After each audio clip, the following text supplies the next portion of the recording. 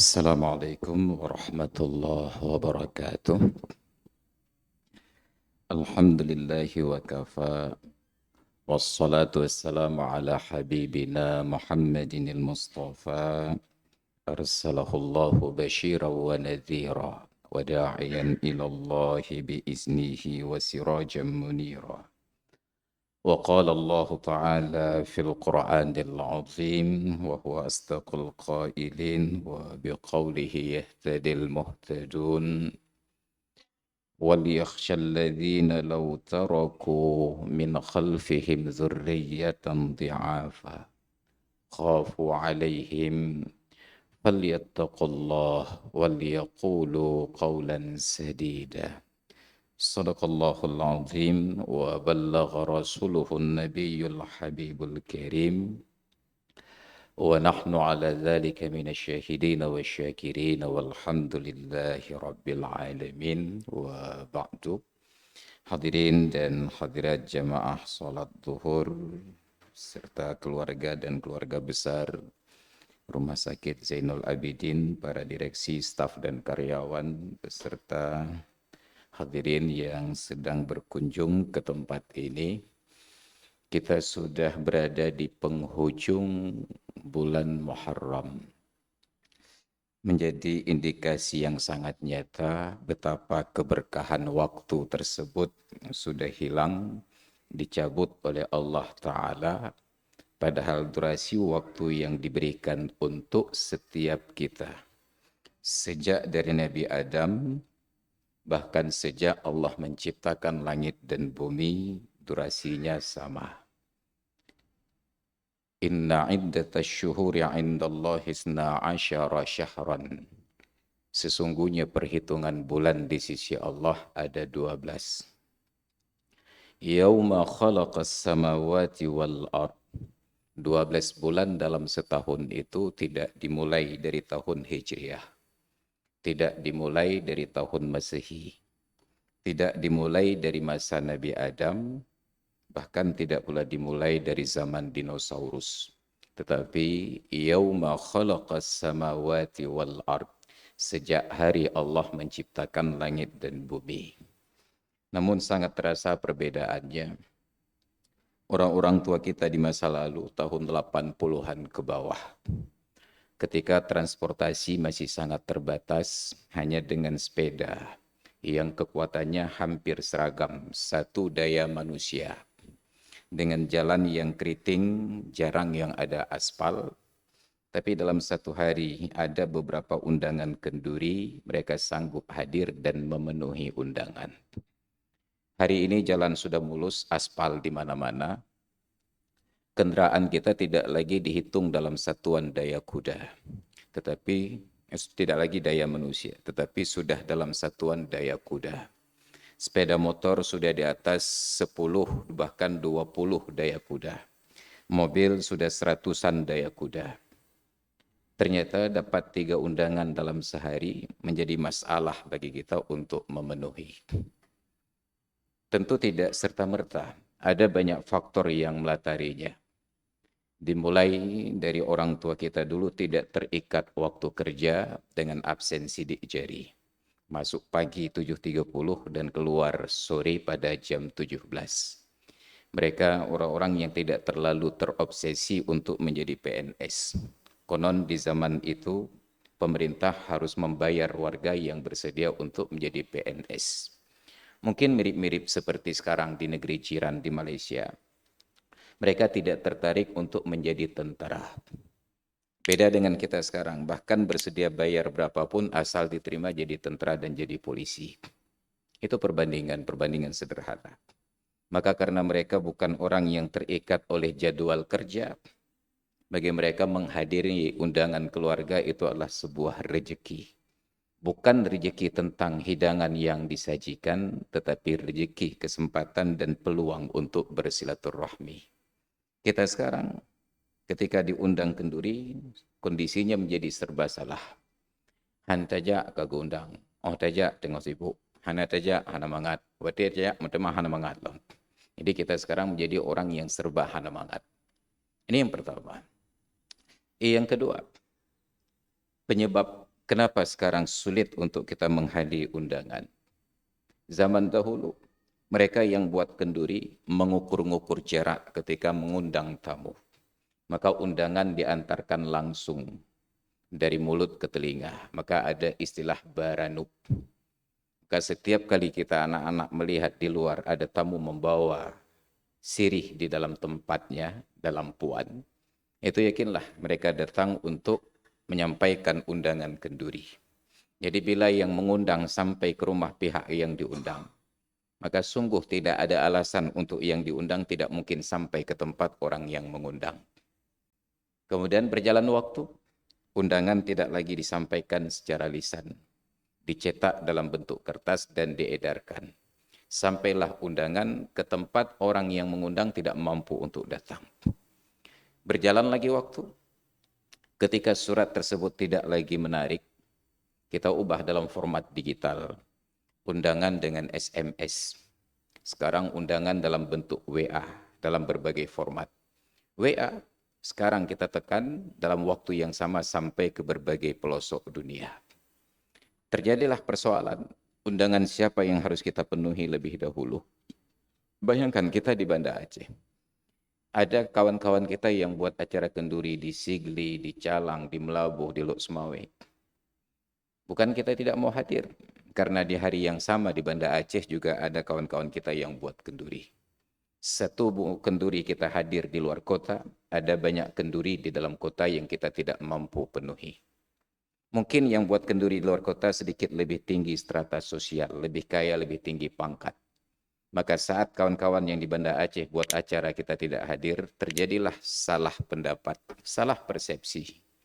Pandai gejak badannya orang getin, mengak gejak orang kaya. Maka menjadi sebuah problematika yang lain. Menimbang-nimbang kemana kita akan datang saja sudah menguras energi. Dan itu cukup untuk menjadikan kita kurus dalam durasi waktu semalam saja. Menimbang ho daja ileh.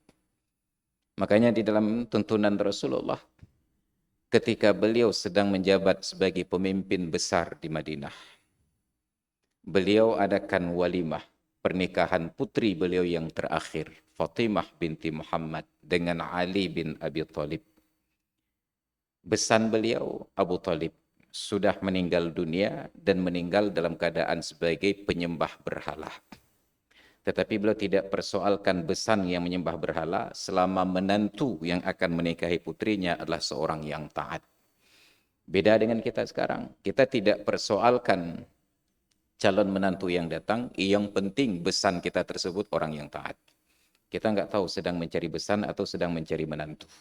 Padahal di dalam Islam yang dicari adalah istri, bukan mertua. Ada mertua, tidak ada mertua, yang penting ada istri. Sedangkan sekarang istri nggak penting, yang penting ada mertua. Maka nggak ada ilham.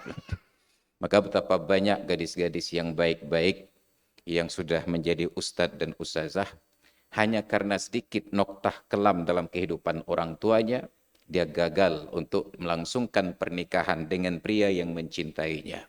Karena keluarga pria ini tidak setuju punya besan yang punya noda kelam. Ternyata mertuanya ini, orang tua ini tidak sedang mencari menantu. Dia sedang mencari besan. Nauzubillah. Ini kerusakan dalam masyarakat kita. Padahal hadis Nabi tidak menyebutkan tentang besan. Tungkahul mar'atu li arba'in. Wanita dinikahi karena salah satu dari 4 pertimbangan. Li jamaliha, karena kecantikannya. Dia yang cantik, bukan orang tuanya. Walimaliha, karena hartanya. Dia yang punya harta, bukan harta orang tuanya. Wali hasabiha, karena faktor keturunannya, baru orang tuanya yang dilihat. Wali diniha, dan yang keempat karena faktor agamanya. Fadfar bidzatid din, pilihlah yang agamanya bagus. Taribat yadaka. Maka dalam faktor keturunan orang tua, yang diperhitungkan adalah nasab dari pihak ayah, bukan nasab dari pihak ibu. Kalaulah nasab dari pihak ibu yang menentukan, sungguh Nabi Ismail alaihissalam nasab beliau sangat rendah karena ibunya seorang budak. Tapi Islam tidak melihat nasab dari pihak ibu. Islam melihat nasab dari pihak ayah. Maka walaupun Ismail putra dari seorang perempuan yang berstatus budak dan Ishak putra dari seorang wanita yang berstatus merdeka, tapi Ismail dan Ishak lahir dari seorang pria dan ayah yang sama yang bernama Ibrahim. Ini Islam. Maka orang laki-laki sangat dituntut untuk menjaga kredibilitas, integritas, dan kebaikannya. Karena dia akan selalu dikenang.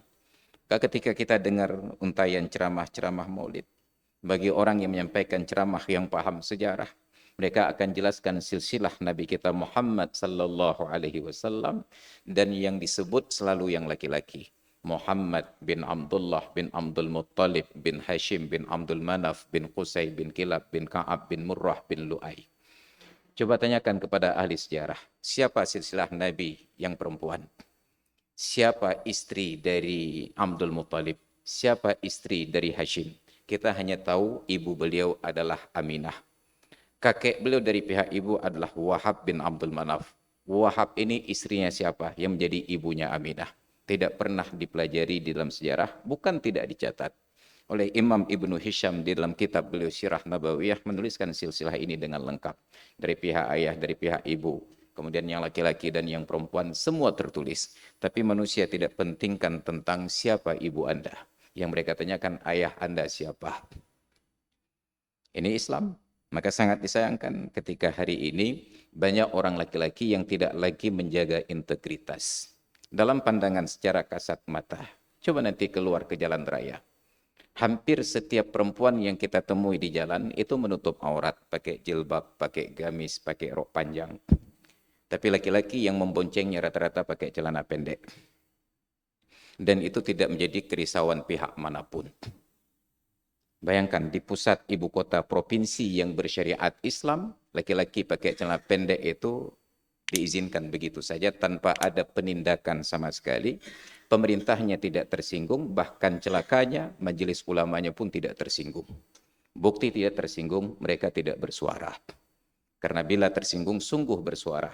Padahal mereka yang tafsirkan hadis bahwa menegur dengan suara adalah kewajiban ulama, tapi suara itu pun tidak terdengar. Maka hari ini orang bebas untuk melanggar syariat karena tidak ada pihak yang menegur. Dan kita merasa itu bukan dosa kita, hanya dosa untuk orang yang terbuka aurat. Padahal ada dosa orang yang melihat yang tidak mampu untuk melakukan perubahan dalam bentuk yang paling rendah. Serendah-rendahnya adalah mengubah dengan hati. Bukan membenci, tetapi mengubah dengan hati. Apa makna mengubah dengan hati? Kita tunjukkan ketidaksukaan yang ada di dalam hati terpancar pada raut wajah. Kita menatap kepada mereka dengan rasa tidak suka. Tapi ternyata kita tetap tersenyum, menyapa, berjabat tangan, dan mengapresiasi. Nauzubillah. Man ra'a minkum mungkaran falyughayyirhu. Barang siapa di antara kalian melihat kemungkaran, hendaklah ia mengubahnya. Apakah dengan tangan, dengan lisan, ataupun dengan hati. Bila tidak melakukan, maka kita tidak melakukan kewajiban dan kita berdosa karena tidak melakukannya. Maka jangan anggap bahwa dosa itu hanya yang kita lakukan.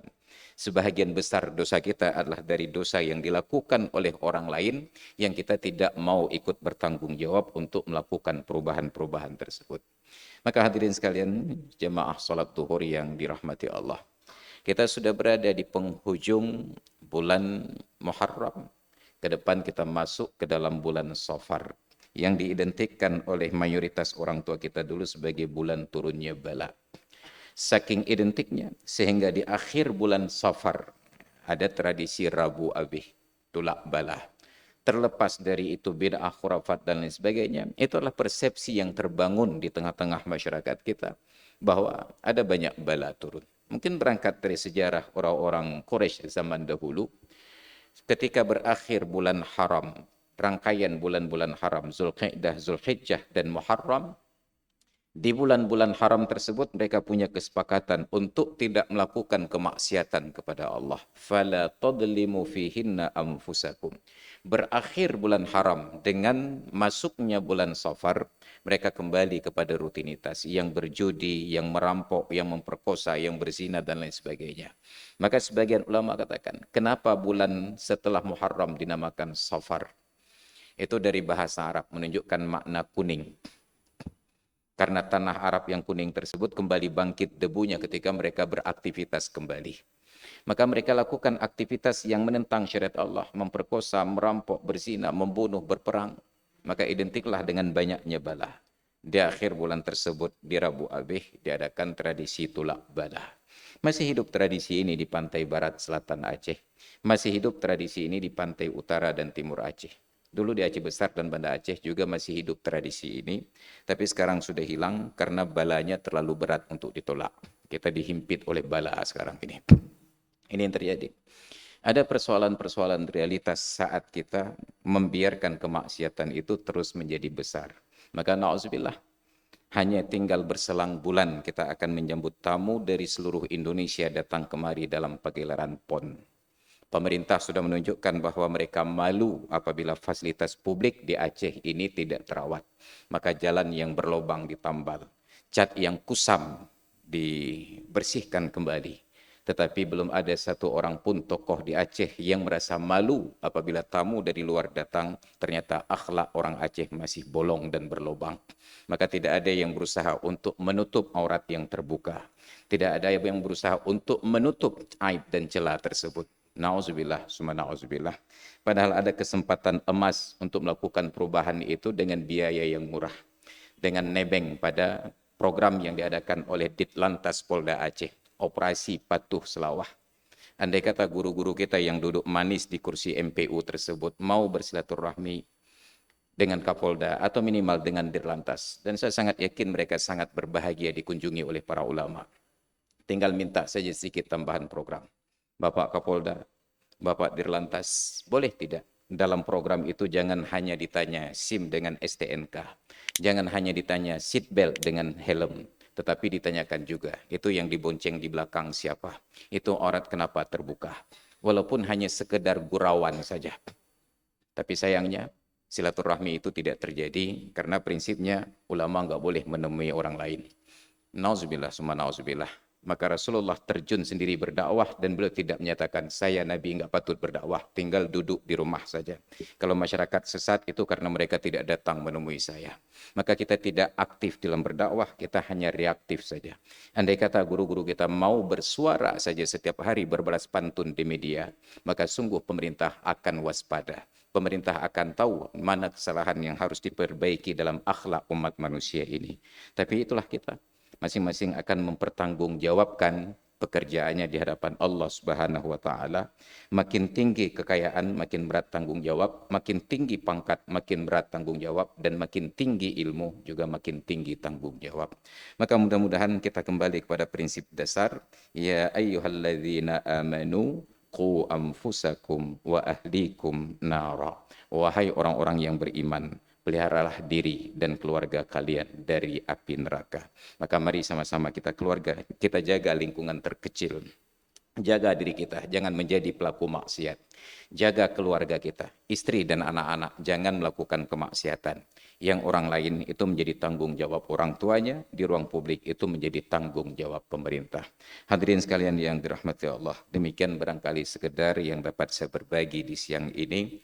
Mudah-mudahan bila lingkungan yang lain tidak mampu kita sterilkan dari maksiat, minimal lingkungan Rumah Sakit Zainul Abidin mampu kita kurangi kadar kemaksiatan yang ada di ruang publiknya. Mudah-mudahan Allah meridhai kita semuanya, yang sakit diberikan kesembuhan, yang bertugas diberikan kemudahan, dan yang berkunjung diberikan kelapangan jiwa dalam kehidupannya. Amin Rabbal Alamin. Terima kasih atas perhatian. Mohon maaf atas segala kekurangan. Hadanallah wa yakum ajma'in. Assalamualaikum warahmatullahi wabarakatuh.